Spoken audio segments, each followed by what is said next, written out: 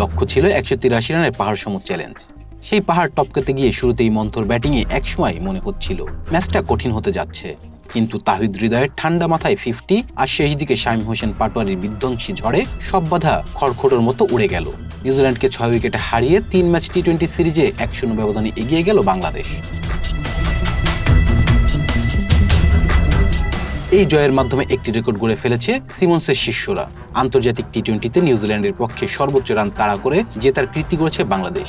এর আগে কিউইদের বিপক্ষে সর্বোচ্চ 135 রান তাড়া করে জিতেছিল টাইগাররা।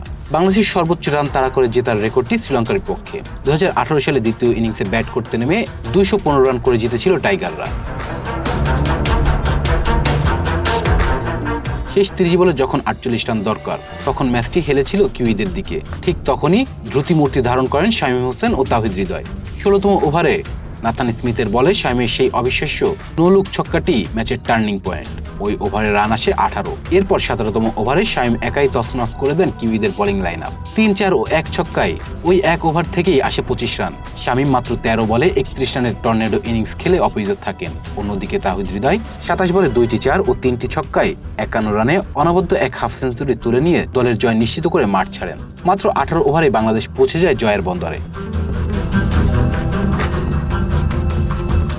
এর আগে টস হেরে ব্যাট করতে নেমে নিউজিল্যান্ড 182 রানের পুঁজি পায়। কার্টেন ক্লার্ক ও ড্যান ক্লাভেন 50 তুলে নিয়ে কিউইদের বড় সংগ্রহে তুলতে ভিত গড়ে দেন।